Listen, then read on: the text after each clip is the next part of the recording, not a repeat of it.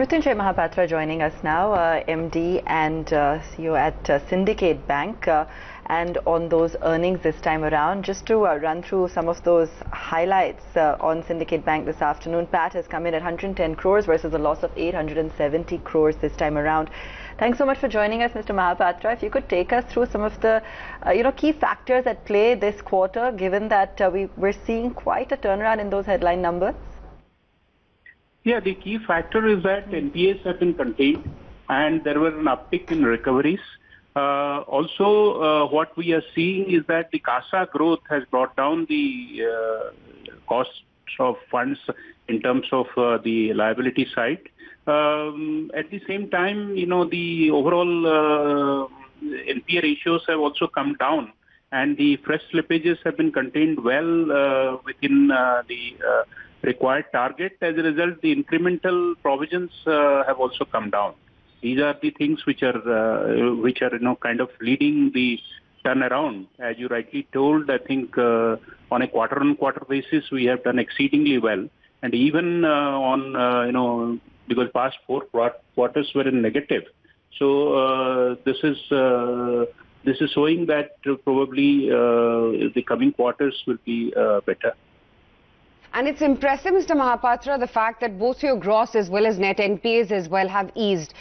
Can you confidently say after Q3 that would be the trajectory and you would see a decline coming in thereof or hereof in your NPA picture? Overconfidence is always bad. So I will not tell that this is the victory itself.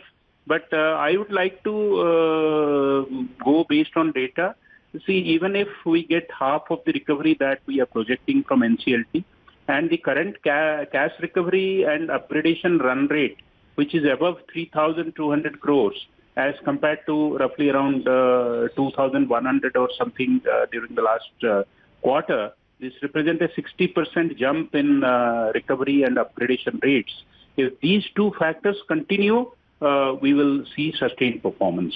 However, there are shocks like IL&FS and some other large things. We have fully kind of prepared for that. Unless there are systemic shocks, we should be in this trajectory. Right. Mr. Mahapatra, this is Poonam here joining in from the Mumbai studios. So you were mentioning about IL&FS and also if I look at the asset quality. So couple of questions just slightly in terms of asset quality.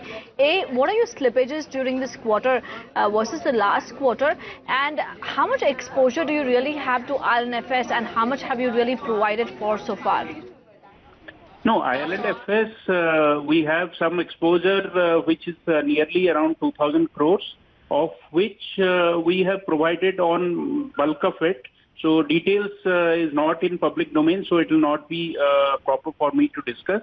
But fresh slippages during this quarter has been minimal. In fact, if you look at my NPA figures, the March 2018 to December 2018 additional slippage is just about 500 crores. But on quarter-on-quarter basis, that is during December 2018 as compared to September 2018, there is a net reduction of roughly around 700 crores.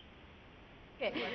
Sir, if I'm not mistaken, rather, almost the entire banking industry since the last quarter have been declaring their complete IL&FS exposure as well as the provisions that they have made. Now, yes, we do understand that you have 2,000 crore exposure. Could you share with us more details, because the entire industry has been doing that, as to is it the exposure to the holding company or the SPVs, and how much provisions incrementally you would probably have to make?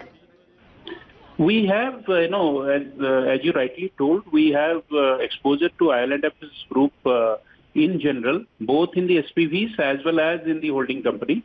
So this quarter we have provided around 250 crores of provision. One last question to you because of paucity of time, sir. How are you seeing the kind of recoveries coming in from the various NCLT accounts, be it from the steel assets, the power assets? Because even if I'm looking at the improvement in your gross NPAs, it's just down 3.5%. So majority of the stress still remains in the book. You did mention earlier, but if you could give us some more figures in terms of where do you see your gross NPA, say by the end of FY19 or FY20, and how is it that you seem to see further recoveries as well as slippages run rate going ahead? I think to answer your first question, how we are seeing the NCLT recoveries, as you know, the trend of some amount of lack of resolution, in my view, it is coming to an end with the Supreme Court definitively telling that the IBC code is valid in its entirety. And also we have seen the SR ruling from the Ahmedabad bench of NCLT. There will be some rounds of appeals in different NCLATs or other things. But my expectation is that if even the old cases are taken to resolution, and in the NCLT accounts which are nearing resolution, I have an exposure of around 3,600 crores.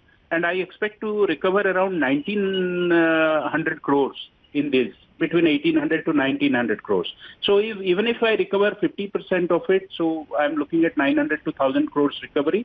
And this will bring down the NPA figures because the NPA total advances will go out, including the provision and all.